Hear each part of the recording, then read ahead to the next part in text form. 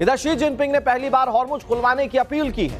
चीन के राष्ट्रपति शी जिनपिंग ने पहली बार स्ट्रेट ऑफ हॉर्मुज को खोलने की अपील की। इससे साफ होता है कि अमेरिका और ईरान के बीच चल रही जो जंग है उसकी जो क्षति है उसको चाइना भी बियर कर रहा है। अमेरिका और ईरान के बीच चल रहा है तनाव की वजह से चीन की अर्थव्यवस्था पर असर पड़ा है। अल जजीरा की एक रिपोर्ट के मुताबिक जिनपिंग ने सोमवार को सऊदी अरब के क्राउन प्रिंस मोहम्मद बिन सलमान से फोन पर बात करते हुए कहा कि यह अहम समुद्री रास्ता सामान्य आवाजाही के लिए खुला रहना चाहिए।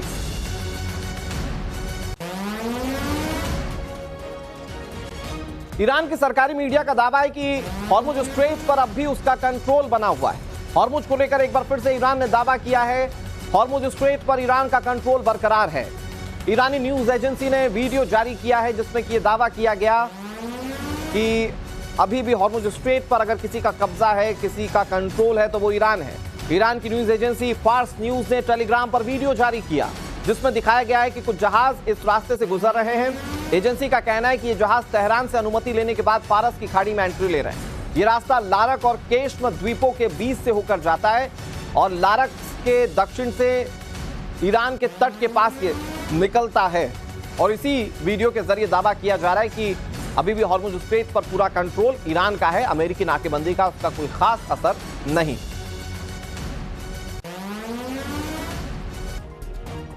ईरानी मीडिया के हवाले से एक और बड़ी खबर, यूएस की धमकी के बावजूद ईरानी जहाज ने अरब सागर पार कर लिया है। नौसेना की सुरक्षा में सिली सिटी ने अरब सागर को पार कर लिया है। जानकारी के मुताबिक ईरानी नौसेना की सुरक्षा में चल रहे ईरानी टैंकर सिली सिटी ने कल रात अरब सागर को सुरक्षित रूप से पार करके ईरानी जल क्षेत्र में प्रवेश कर लिया है। यह वर्तमान में ईरान के दक्षिण बंदरगाह पर लंगर डाले खड़ा है। मतलब एक तरफ अमेरिका कह रहा है हम भी अपनी नाकेबंदी जारी रखेंगे। नाकेबंदी से उसको ये लग रहा है कि उसने ईरान के जहाजों को रोक दिया है, लेकिन दूसरा पहलू यह है कि ईरानी जहाज ने अरब सागर को पार कर लिया। जहाज का नाम सिली सिटी है। उसने अरब सागर पार कर लिया है, अब सुरक्षित जगह पर है, अमेरिकी नाकेबंदी से दूर है।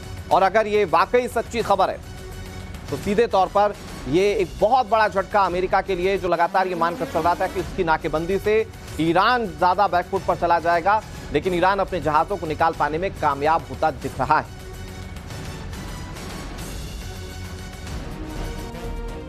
इस सबके बीच खबर यह है कि दक्षिणी लेबनान पर इजराइल के हमले जारी हैं। आईडीएफ ने लेबनान का फुटेज रिलीज किया है। तस्वीरों में लेबनान में जबरदस्त तबाही दिख रही है, देखिए तस्वीरें।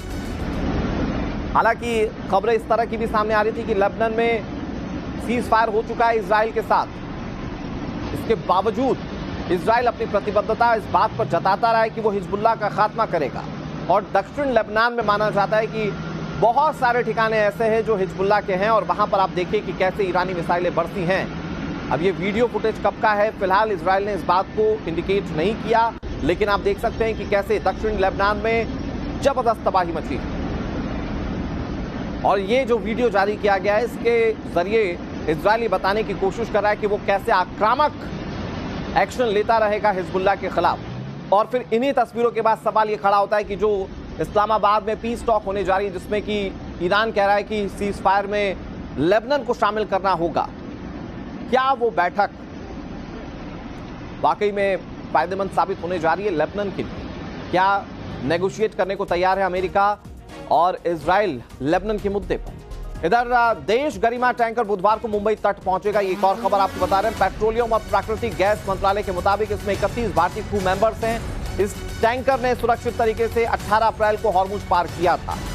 भारतीय नौसेना अरब सागर में इसे एस्कॉर्ट कर रही है। 28 फरवरी से जारी युद्ध के बाद से 11 भारतीय टैंकर हॉर्मुज पार कर चुके हैं। ये उनमें से एक।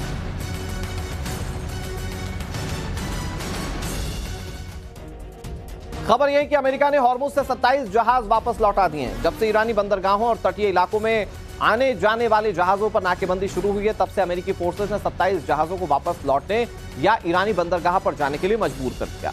यह जानकारी यूएस सेंट्रल कमांड ने दी है। अमेरिका कह रहा है कि हम नाकेबंदी करके ईरान से आने वाले जहाजों को रोक देंगे या ईरान जाने वाले जहाजों को रोक देंगे। और इसी कड़ी में 27 जहाज अमेरिका ने वापस लौटा दिए हैं।